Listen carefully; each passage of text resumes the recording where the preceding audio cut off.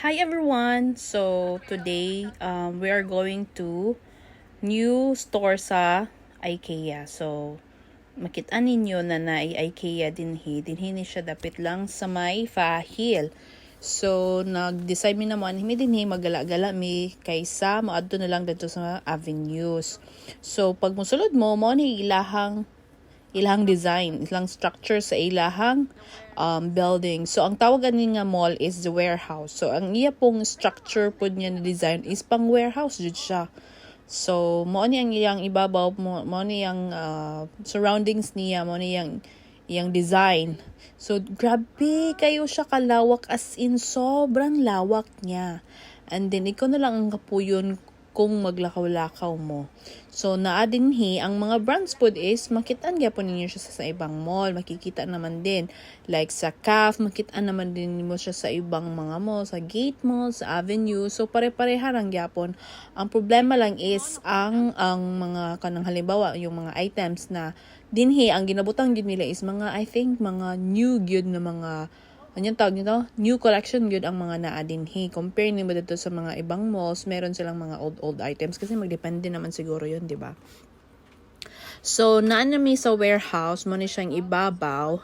And then, wala lang, ano lang siya, parang nakaka-amaze lang kasi iba kasi yung structure niya sa ibang mga mall. Kasi sa ibang mall, close kasi siya as in para siyang iba, basta may iba. Ito, yung ceiling niya is glass siya. So, di na kailangan ng light. Siguro pag gabi no, sobrang dilim dito kasi walang mga lights eh.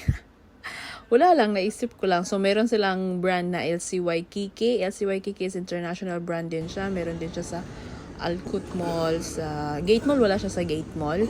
Pero hindi ko alam kung sa Avenues, meron sa Avenues. Ang alam ko lang is dito sa The Warehouse. Yan, pa model-model yan. Wala na akong magagawa. Tapos, meron sa Avenues at meron din dito. Hindi ko lang alam kung meron din sa ibang branch na may LCY Kiki. Maganda din naman yung damit nila. Hindi naman affordable lang din siya. So okay lang din. 'Di ba? So yan, meron din silang grocery store dito na Lulu.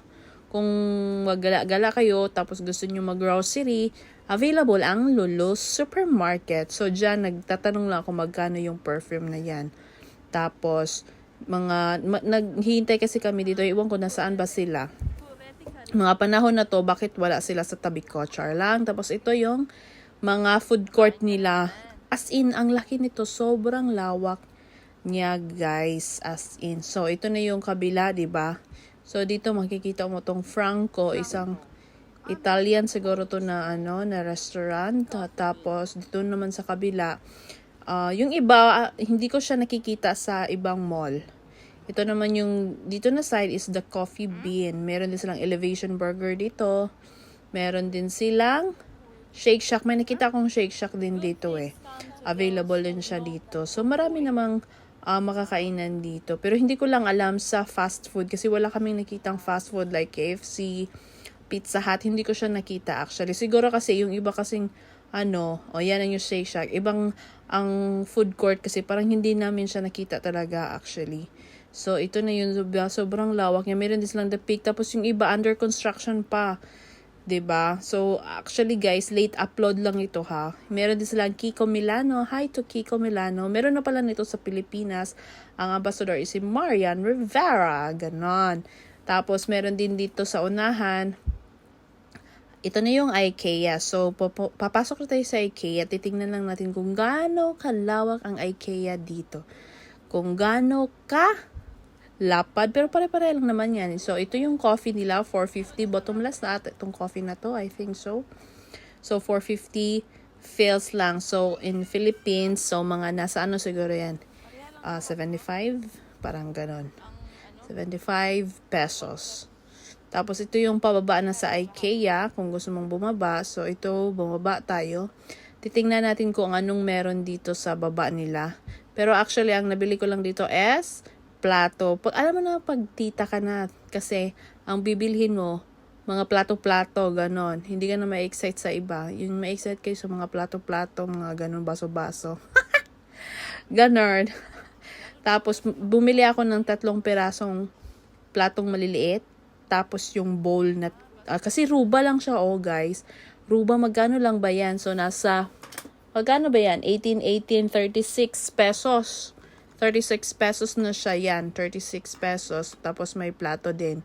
Ganon. So, tatlo lang yung binili ko. Tapos, ano pa mga binili ko? Yung mga ganon-ganon lang naman. Gusto ko lang kasi mag-change yung mga plato.